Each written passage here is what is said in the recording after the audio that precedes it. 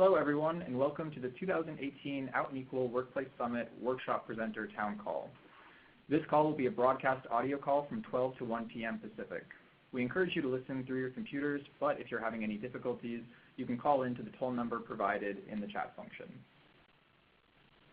On today's call, we'll be reviewing all relevant information that you as workshop presenters need to know leading up to Summit to make sure that you're prepared for your arrival at Summit and to make it as smooth as possible. This includes discussing workshop expectations, on-site logistics, media and the program app, and then also reviewing key dates and deadlines you'll need to know. After the call, everyone who registered will receive a follow-up email that includes a recording of today's call as well as the slide deck used. These will also be posted on our website in the Workplace Summit section for easy accessibility. As well, please share all these materials we discussed today with your fellow workshop presenters if they are not on the call. Before we get started, I want to quickly introduce you to the three Out and Equal staff members who you'll be hearing from on today's call. So first you have myself, Benjamin Demers. I'm the Senior Associate with Out and Equal University. You'll then be hearing from Isabel Porras, Director of Out and Equal University, and finally Madison Leroy, our Senior Manager of Communications. So I'll start by walking you through the agenda for today's call. So I'll start off with workshop summary and tracks, as well as reviewing presenter registration, convention center on-site logistics, and then I'll hand it over to Isabel, who will be reviewing workshop best practices. Madison will then take over to talk about media and the program app at Summit before going back to Isabel for Leadership Day, and finally we'll have a Q&A section at the end of the call. If you have any questions throughout the call, please be sending them in, and we'll be keeping track of those to be able to answer them for everyone at the end.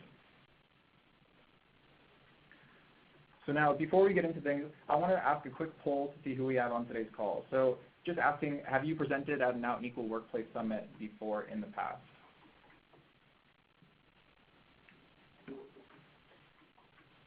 And I'll just give a few seconds here to let everyone answer.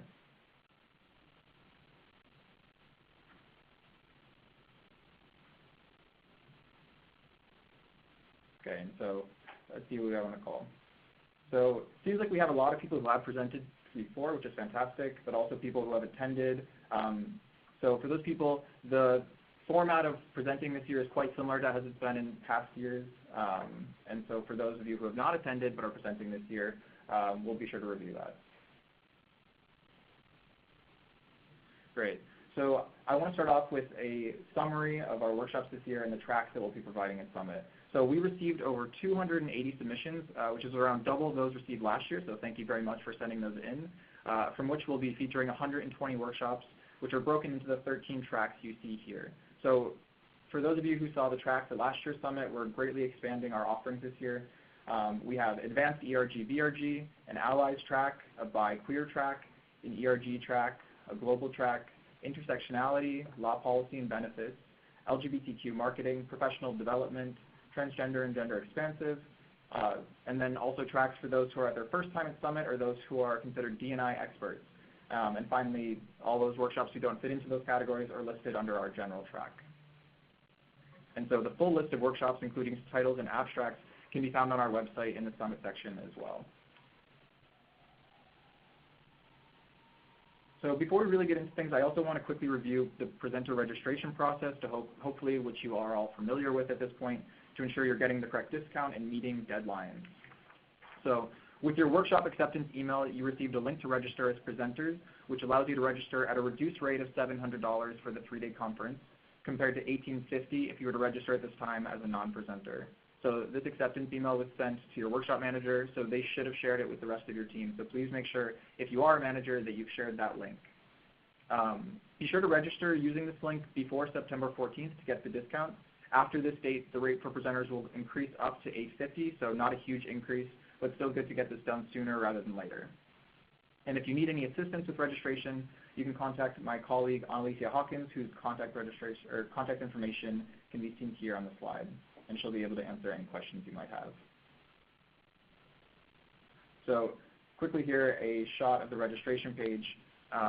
You can see here you do not need to input a special discount code. In case people who have used these in the past are a bit confused. By clicking the link we provide, your attendee category is automatically listed as presenter, which will apply the discount when registering. A general registration note, just know that if you are using codes potentially that your company provided, or if you received a special code outside of the link that we talked about today, you cannot use 2 codes at the same time, so just keep that in mind. If you are trying to do that, that's another reason that you'd want to contact Annalicia with the contact information that I gave in the last slide. Okay. So all workshops will be held this year at the Washington State Convention Center. We're very excited to be bringing Summit here as our host venue. And so you can see a quick image of that here. All workshops will be held in this venue and be spread out over 2 floors within the convention center. So we have access to the 3rd and the 6th floor. A majority of workshops will be hosted on the 6th floor, but a few, especially if you are hosting a roundtable, will be held on the 3rd floor. And so you can see the floor plan generally for the 3rd floor here, and then the 6th floor here. It's not shown here, but many of these rooms are combined together to allow more participants to fit inside, but you'll receive a guide to this more clearly later on. So room numbers will be sent out in an on-site logistics email in the weeks prior to Summit. So I'll talk a bit more about that email later in the call, but just know that you'll be receiving a bit more information about where exactly you'll be presenting within the convention center. So let's go over the room layout quickly also. So all rooms will be marked with signage that displays the workshop name being held within that room. Most of the rooms will be marked with digital signage outside of the room. However, there is a certain wing of the convention center that does not have digital signage.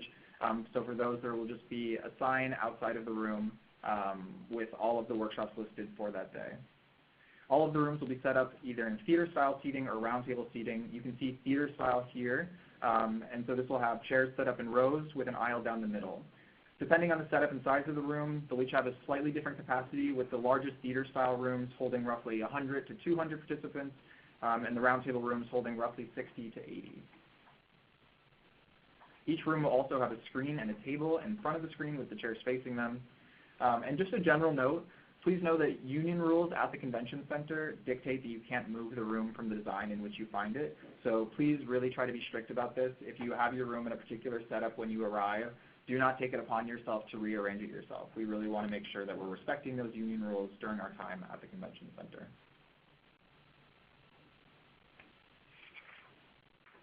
So along with each room, presenters will be provided with risers on which the head table and 3 tabletop microphones will be set, a projector, a screen, an LCD wireless remote, an HDMI cable, and a power strip. So as I said, for those who attended the 2017 Summit, it's very similar material that you'll be provided with to assist with your presentation. The only things that you will need to bring is a laptop and then a Mac adapter if you're using a Mac and you need to connect that with our system. In case there are any issues, we'll have on-site support there to assist you. So we recommend you arrive 30 minutes before your session begins to make sure that everything is in working order so that you can start on time. We will have 1 volunteer stationed in each room who will be able to answer basic questions, and they'll also be able to introduce your session if you would like. So if that is something you're interested in, just touch base with that volunteer when you arrive in your workshop room, and they'll be able to give a quick introduction of the speakers and title of your workshop at the beginning. They'll be leaving roughly 30 minutes into your session after making sure that everything is working smoothly. If you're having any difficulties with your presentation material, there will also be an AV support person available on site from our AV partners, PSAV. One of those volunteers will be stationed on each the 3rd and the 6th floor, and they'll be around for the entire duration of your session in case you run into any problems along the way. And information on where they will be stationed on your floor will be sent out in that on-site logistics email that I have referenced a few times. So lastly, just going to say look out for that on-site logistics email. As I said, it will be sent out a few weeks before Summit, and it will have everything you need to know that we don't cover on today's call. And so with that, I'm going to hand it over to Isabel. Excellent. Hello, everyone. Thank you so much. I especially want to thank you not just for joining us on this call today, but for being presenters. You are truly the lifeblood of Summit, and I believe I've met some, but not all of you. I'm very much looking forward to seeing all of you in Seattle this year. And again, a real heartfelt thank you for sharing your expertise with your fellow Summit attendees. I just want to really quickly go back actually to the discussion we were having about technology. and that's to say, please bring your laptop charger. Thank you, Jeffrey, for pointing that out. And a special note, those of us who do have Macs know the different dongles and connections. We won't be able to supply those at Summit, so please, if you know that you don't have the VGA and the HDMI cables, please make sure that you bring your necessary adapters at that time. So I just want to take a couple of seconds and connect with you a little bit about our education principles and about what we're looking for at Summit. So let me just come over here. So a little bit about our education principles, which I think all of you saw during our call for proposals. The first being our commitment to diversity and to intersectionality. So our goal at Summit is to create an inclusive, authentic, and most of all, educational conference environment that encourages participation from everyone. So we really want you to be mindful in your content and in the way that you deliver your message to be inclusive of the audience, of questions from folks, and of be respectful of your fellow Summit attendees. We've talked a lot about peer-to-peer education, as Ben mentioned at the beginning. This was a very competitive year in terms of applications, proposals submitted, and we, I think, have about a 30-something% acceptance rate, right, based off of the numbers that we received. And so all that to say, we really privilege our commitment to peer-to-peer education. The Workplace Summit is renowned for that education opportunity, right? Centering the experiences of folks working in Fortune 1000 companies or the federal government allows for the sharing of best practices from people who are actually living and breathing in these spaces. So just want to reiterate, for those of you who I know some folks were maybe anxious that we're only one company, so we're talking about a case study or something like that. You were selected because your content is important and valuable, and we want to hear about your companies or your ERG's expertise in this field. And finally, of course, our focus on LGBTQ workplace equality. We have expanded our scope and are looking intersectionally at issues facing the LGBTQ community, but really want to ensure that the bulk of our content is dedicated to LGBTQ workplace equality. So again, these are really our guiding principles for the conference, and I just want to highlight some quick workshop best practices for all of you. I'm not going to go into how to present or things like that. I think a lot of folks are already familiar, but I will encourage you, if you have any questions, you're welcome to reach out to me, but I would also encourage you to reach out to your company's comms teams and education teams and see what resources they might have for you as well. But really quickly, some best practices of what we're looking for at this year's summit. The first is with the slide deck. Many of you have asked if we are providing a slide deck for you to use. And the answer to that is no. And it's not because we're lazy, it's because it's boring to look at just one deck for 3 days. So really want to be able to highlight your creativity, your company's aesthetic, your ERG's, color wheel, what have you. So absolutely feel free to use any template that is appropriate for your company, as long as it's a widescreen template, the 16:9 ratio, which is what we're using right now and is probably what you've been using for a few years. It'll just make sure that you can use the most of the screen that's available to display your materials. The only thing that we do ask that you include in your workshop materials is the Summit logo, which you can download from our Summit website. As for the content of your material, I want to reemphasize the importance of providing concrete and substantive takeaways. So please make sure that you can answer for yourself before you go into the session. What is one clear thing that an audience member is going to get out of this session? And that clear thing should be tangible and useful. It should not be knowing about the latest activity that your company has provided. It shouldn't be marketing for your business, right? It really should be concrete and substantive takeaways, which again, this is something that we had a lot of people articulate quite well in their proposals. So if you are on this call, your workshop was accepted because you were able to clearly articulate those takeaways. And so I know things change from the moment of proposing a workshop to actually developing the content months down the line, but urge you to go back to that proposal, think of the brief abstract that you've submitted as a contract that you've offered, right, to potential registrants. If you said in that abstract, we're going to cover A, B, and C, folks are going to go into the room with that expectation. So if it's been a minute since you've looked at your proposal, I would go back and make sure that what you're working on now actually fits in with that. Again, finally, tailoring to the audience, engaging the room. I don't think I need to spend too much time on this. I'm speaking a lot right now because we're on a webinar and I'm already bored myself, right? So we really want to be able to have interactivity. You have the benefit of not being on a webinar, but being in the same room with your audience, so engage with them. Tailor the conversation to the folks that are in the room and engage your audience participants. Please don't wait for the last 5 minutes to open it up for Q&A. Allow ample time for discussion and allow a few minutes for evaluations as well. Those evaluations will be shared with you, so you'll receive that information, but it's also so important for us at Out and Equal to be able to gauge how our programs are succeeding with those evaluations. So to wrap this up, I would say, allow some Q&A time.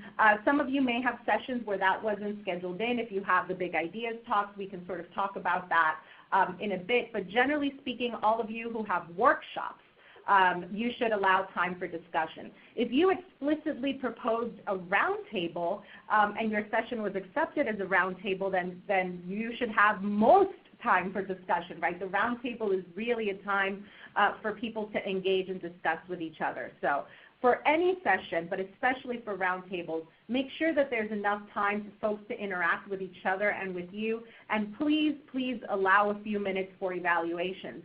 Think about when you are the audience member or participant and folks ask you to submit your evaluation when you're heading to the bathroom or heading to meet somebody. So please reserve some time within the 90-minute or 60-minute session to do so.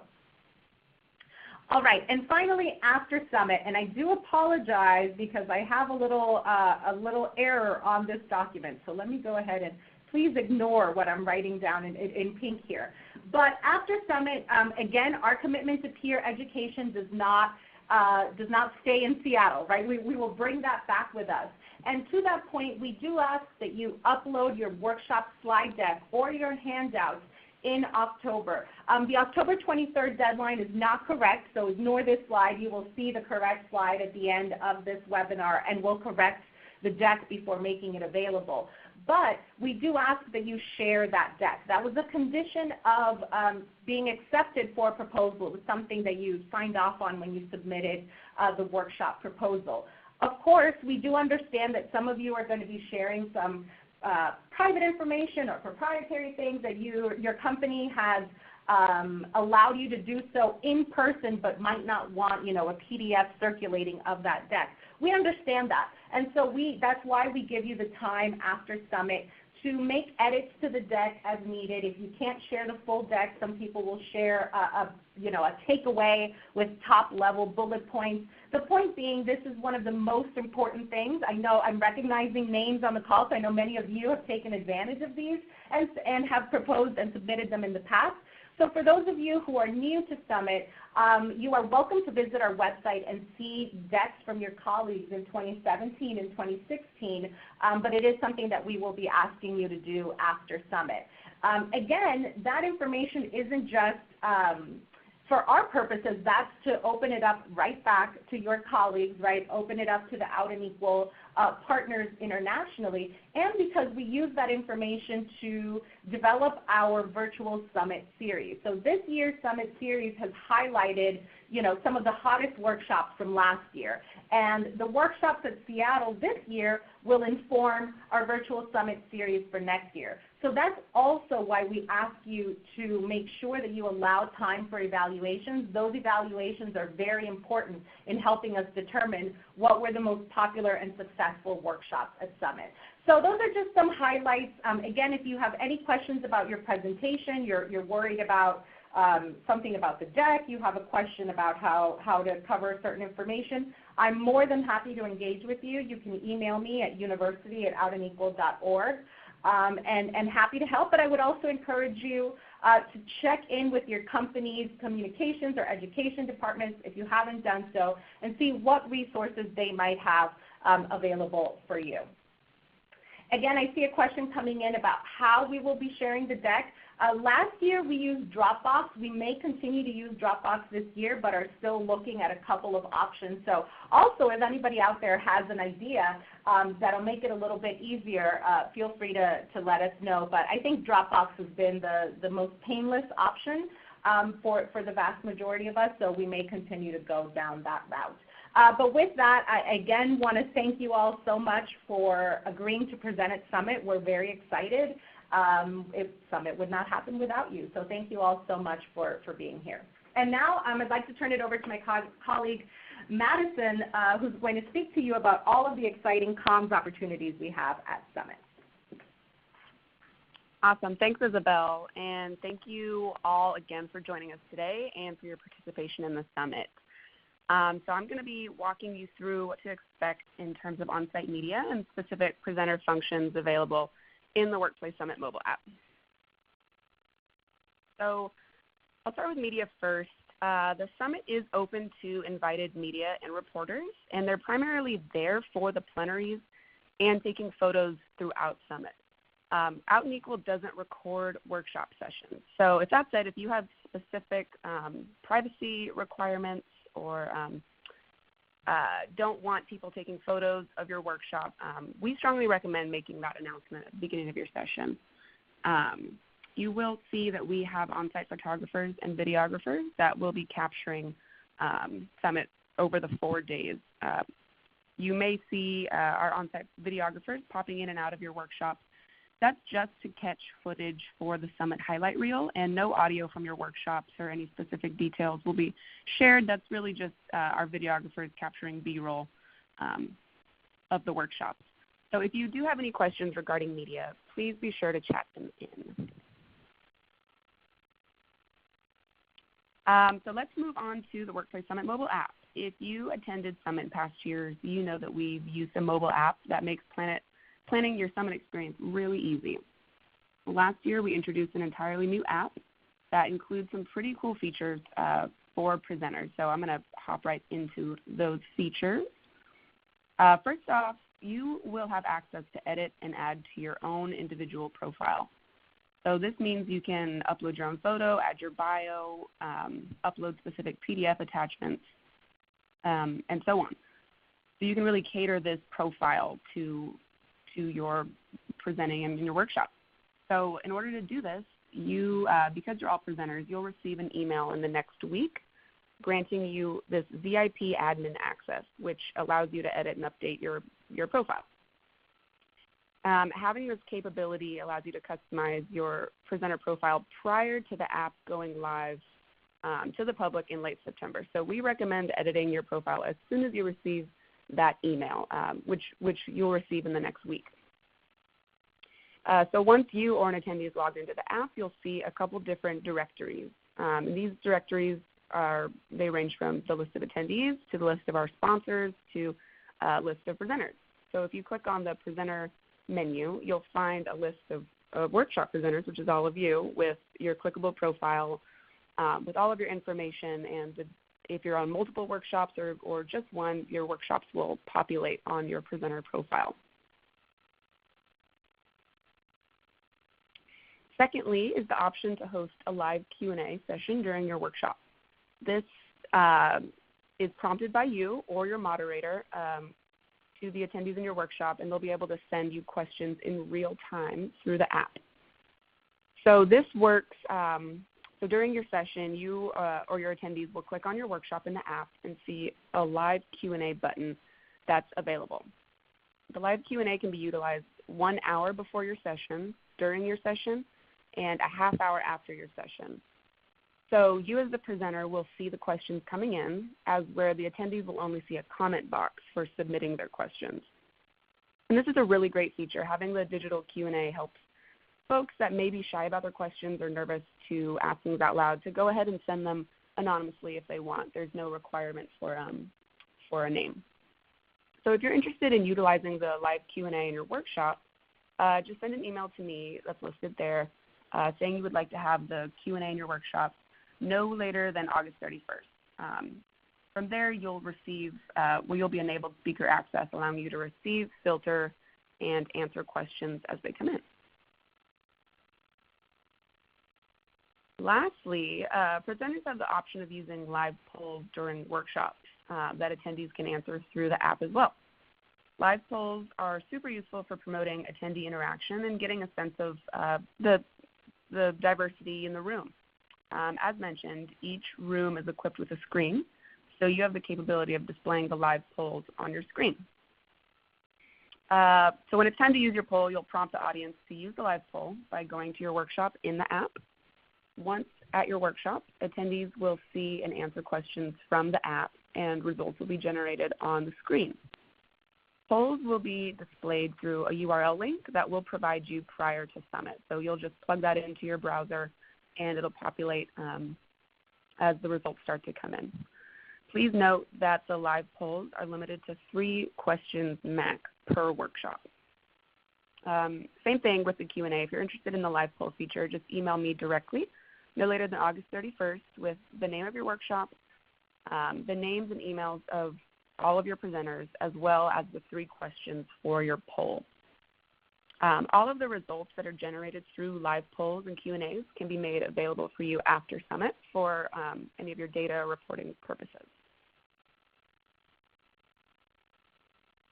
So these are the main presenter features in the app that you all should be aware of in case you want to take advantage of them. There are plenty more exciting features included in this year's app that I encourage you all to join our Know Before You Go town call later next month. Again, if you'd like to utilize the live Q&A or polling features, the deadline is August 31st, and please just email me directly. And as a reminder, keep an eye out for an email invitation to join the Summit Mobile App to create and edit your presenter profiles. So you should be receiving that email within the next week. And if you have any questions, please just chat them in. Thank you again for joining today and being presenters at the Summit this year. I'm going to hand it back over to Isabel.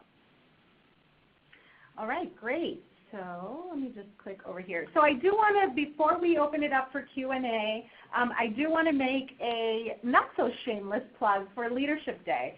As many of you know, Leadership Day is the pre-conference seminar day that we have scheduled for Monday, October 1st. And we have, it's in-depth seminars. This year, they're all half-day options. We've heard your feedback, and I think folks really enjoy the opportunity to go to 2 different sessions. So this year, they're all half-day options. It's the same registration process as the conference, so you can go back in and add Leadership Day. And I also want to say, as presenters, you get a discount to Leadership Day. So I definitely want to encourage you to take advantage of that if you haven't done so. I know that this particular image is a little bit hard to read, so this is really to encourage you to visit our website and see the amazing seminars that we have scheduled for this year's Leadership Day. There are some really, really great workshops being offered by folks from Bank of America, from Deloitte, from Community Marketing and Insights, from Publicis Group, and dozens more that I'm blanking on at this particular moment. But it's really an excellent session. Out in Equal University will also be leading a couple of courses there. Our new course on building community, so looking at queer identity and non-binary inclusion in the workplace. Our intersectional ally skill building course will also be available there. So really want to encourage you to check out Leadership Day as an option for you. But also if you have any colleagues and friends in the Seattle area who maybe can't make it to Summit, to all 3 days of Summit, Workplace Summit Leadership Day is an excellent opportunity to still get some of the content that does get discussed at workshops, but in a bit of a deeper dive. This is going to be a deeper, about 3-hour dive there. So yeah, just want to encourage you to look at that. And before we jump into the Q&A, really just to highlight a couple of our key dates.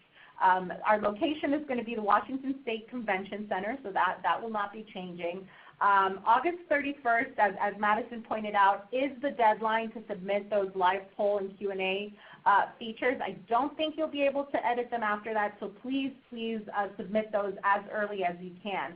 September 14th is the deadline to register using that $700 presenter code. We will take more of your money after the fact, but I really encourage you to register as soon as possible. And then, of course, we will see you in Seattle in October 1st for Leadership Day, the 2nd through the 4th for Summit itself, and we ask that you submit your slide deck by the 16th. If you already know that that's not possible, please let me know ahead of time so that we can coordinate something. Otherwise, really, again, just want to thank you all so much, and I'm going to turn it over to Ben for Q&A now. All right, thank you, Isabel. And many of you have been sending in questions during the call, but if you have any last-minute questions that are coming into your mind now, please feel free to send those in so that we can get to them on the remainder of the call. So I see a question here from Kirsten who's asking, how would a presenter who is using a sponsor comp registration complete registration? So I apologize. I think what I said earlier was slightly misleading, that you can't use 2 codes at a time. The link that we provide you with will automatically provide the presenter discount, but it will still also allow you, because that does not count as a code, it counts rather as a attendee category, you're still able to input 1 code. So you can, essentially, you can still put in your comp registration code. If you're having any challenges with that, please look back to the slide for registration at outandequal.org, and they'll be able to help you with any questions that you might have. Okay, so this is a question for Madison from Allison Cruz. Allison's asking, can you edit any of the questions after the August 31st deadline?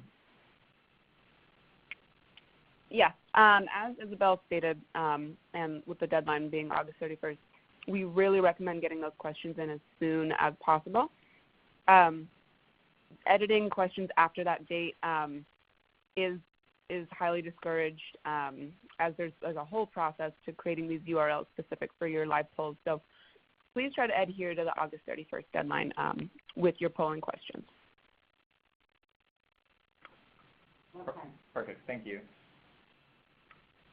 And also, so there was another question asking to repeat the deadline for presenters to register.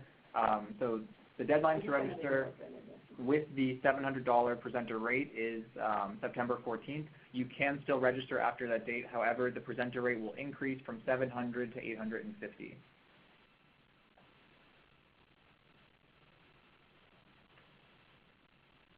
Okay, and we have a question here from Chris, who's asking, is the intention of using the live Q&A that questions will be answered during the session, or can we set an expectation that any questions received through live Q&A will be answered after the session? I imagine it will be too distracting for speakers to monitor live Q&A during the session. So Madison, if you can chime in on that. Yeah, so the main purpose is to answer those questions during your session. If you have just an influx of way too many questions, totally fine. You can still answer those questions after the fact. However, we also recommend having at least 2 people monitoring your Q&A. So if you have 3 presenters in your workshop, I would designate 2 of them. So just send me both of those names, and then they can both have moderator access. So someone can be the moderator and pass them along to the presenter asking the questions or answering the questions. I'm sorry. So I hope that's helpful. I recommend having 2 people filtering questions. That way you're not too overwhelmed with all of these questions, and you're staying on topic. Okay, great. So we have a question here that's asking about the TED-style talks and if there will be time for questions at the end. So I'll let Isabel take that question. Yeah, actually, I saw a couple of questions coming in about those big idea talks. And so for those of you who aren't aware, we did add, in addition to the workshops, the roundtables, the seminars, we also added this big ideas track where folks were able to submit individual sort of shorter pieces, 20 minutes and under, which we then combined into particular workshop sessions. So I think that we do have some time for Q&A in those big idea talks. It will most likely be at the end of that group of folks speaking. Ben and I will be reaching out, since I think we have maybe under 10 sessions in the big ideas track. Since it's a new track, we'll be reaching out and talking to you a little bit more about some suggestions for that session. But to the point of Q&A time, it depends. Each speaker has the amount of time that they requested. So if you said you were going to take 20 minutes, you might want to shoot for maybe 15 or 16 minutes of talking to allow a few minutes of conversation. Or the Q&A feature might make sense for those big idea talks, since those are a little bit quicker. As for slide decks and things like that, that's really, I'm jumping ahead to one of the other questions about big ideas, that's really up to you. So I know that we have, for example, someone who's going to be playing some music and talking about it, right? Like that might be different than somebody who is going to share a personal narrative. That person may not have a deck. But we do have some folks in the Big Idea track who are speaking to particular policies or practices they've put in place, and they might have a track. All this to say it depends on your topic and your presentation style. It's certainly not expected that you have a slide deck for the 20-minute Big Idea talks, but if you have one and that's what you want to share, you're certainly welcome to do so. The room will still have the laptop hookups and everything, so you can either use it or not based on your preference. And again, we will be reaching out to the Big Idea folks offline. Perfect, thank you. We're also getting a few questions from people asking if they're able to ship handouts or other materials to the convention center ahead of time. Yes, that can be accommodated. If you do need to ship anything, please send a message to university@outandequal.org, and then we'll be able to send you that information after this call. All right, so we still have some questions coming in. I can answer, Julie. So we have someone asking, Julie asking if you're imagining a roundtable setup in the room for our interactive workshop, but we have not been able to provide a roundtable room. Do we have any advice on how to engage the entire room? Yeah, so this is a great question, and I do want to clarify, because I did see a couple of these coming in about roundtables versus workshops. When you submitted your proposal, the portal asked whether you were having a workshop or a roundtable discussion. And so folks who submitted roundtable discussions, we were able to accommodate in our initial scheduling in rooms that are going to be set in rounds. Unfortunately, if workshops were submitted as workshops and not roundtables, we have very limited roundtable rooms. Those rooms are going to be set in theater style. In that case, you can still engage folks, certainly if you're encouraging discussion, asking people to speak to those around them, walking around the room. This isn't a question, but I will get ahead and say we don't have microphones for audience questions, right? So the only microphones in the room are going to be for the speakers up front, but you can still walk around and engage. If you have a loud voice like me and the room is relatively small, you might not need the microphone at all. And so walking around the room and physically being part of not just the front of the room, I think will help go a long way towards creating that inclusive space. And that's actually true for everybody, including those of you who have slide decks and standard workshops.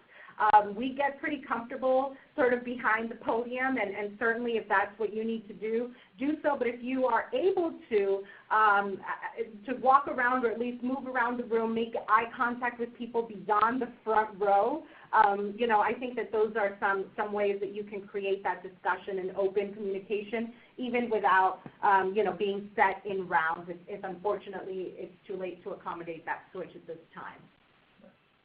Okay. We have somebody asking for just some information to be repeated, so just asking to Madison, when will the app be available? Yeah, so the app will go live towards the end of September. So that's when you'll be able to hop in and start creating your schedules and seeing everything on the app. However, you will receive an email within the next week giving you that admin access to customize your profile. So as soon as you get that, we recommend getting in there and making your profile as custom as you'd like. So you have a couple of weeks to create that profile, but you'll also receive plenty of emails leading up to when the app will be going live to download towards the end of September. Perfect, thank you. So we also have a question here asking if there's a list of typical questions that presenters are asked that we can circulate or share. The reason that we do not do this is just because we found from our own experience attending so many workshops throughout the years that people don't tend to, questions vary so much from topic to topic that there isn't really a set list, so it's really just encouraging to engage in active discussion as your participants are asking questions. And so if you have any other costs, if you've already registered, say for Leadership Day or for the full conference without using your presenter registration code, again, just a reminder to please contact registration@outandequal.org, and Annalicia, who is our colleague, will be able to help kind of make sure that you pay the right price and are reimbursed for what you need. So we also just got a question from Bryce. Will we know a count in advance of how many people signed up for our session? I think Isabel can take that. Yeah, unfortunately, Bryce, we don't. We do know that information for Leadership Day presenters, since those are seminars that folks register for. But at this point in time, we're not asking people to register for workshop sessions. However, I think there's a couple of ways that you can gauge that.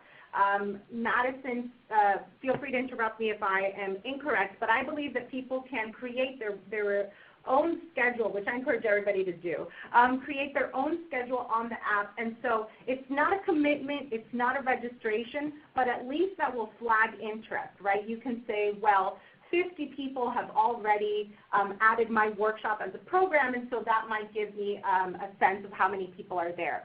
So I'm not sure if you have access to that information or not. If you don't, I think we can figure something out and make that available to everyone. But otherwise, it's really difficult to gauge. If you are, and this is to the point of if you're bringing printed materials, unfortunately, you may want to bring more than necessary. So to that point, I would really encourage you to think about the paper waste that you're creating, and also, whether it's something that you need to turn in at that moment, or if it's something that you can say to them, the deck and the further handout is available on the program app, or on the app itself, after the fact. So I think that there's a couple of different things that you can do. You can use QR codes if you want people to scan something, some of your own technology. Your companies might have some technology that you can tap into in terms of being able to digitally display. But unfortunately, there's no way to know ahead of time, and therefore I would say it's always a bit better to overestimate rather than under. Perfect. So we have a question here about the cost of Leadership Day as a presenter. So up until September 14th, the cost of Leadership Day, if you are a presenter for any of the Workplace Summit, will be $150, and then after September 14th, the cost will go up to $175, and that cost allows you to attend both sessions. We also have a question here from Alex, who's asking about the why the presenter registration versus the one-day registration, why one was so much higher than the other. I think that there might have been an issue with the way that you registered. So again, Alex, please just contact registration@outandequal.org, and Annalicia will be able to help you with that question. Ooh, I like the last question. And so the final question being presenter dress code specifications, if any. Isabel, I think you can speak to that. Yeah, I think that, presenter at Summit versus like our gala or night out, right? So definitely two different things. But I think generally people are in business attire, and so again, it depends on your comfort levels, fashion curiosities, gender expressions, what have you. But typically, we've seen folks in kind of their khakis and button-down shirts to full suits and dresses. So it really depends on what you're looking for. We typically say just kind of dressing up for work type of thing. You can consider maybe like interview attire as a way to dress up, but certainly a little bit, I would say a little bit more formal than jeans, but at least that's how I dress. But I know certainly we've seen some folks in jeans and whatnot. So it's really up to you, and I would again check with particularly if you're coming with a cohort, if you're coming with a group of your colleagues, your company may have specific dress code requirements and other things that are specific to your organizational culture and not something that Out and Equal is requiring. So we don't have any specific requirements. I would still say professional and maybe interview attire, but I encourage you to check in with your company just to see if they have any other policies or preferences for your engagement at Summit. Perfect. And so we're just starting to wrap up now, getting the last few questions. So the last question we have here is, do we need any help outside of the time that people are presenting? So yes, we have a volunteer program at Summit. So if anybody is interested in that, they can get in contact with any of the emails of the people who have been speaking on this call, or you can email university@outequal.org and we can get you in touch with the right people to help out more during Summit if that's something that you're interested in doing. And we are always in need of volunteers. Those of you who've been to Summit before know it's a huge event, right?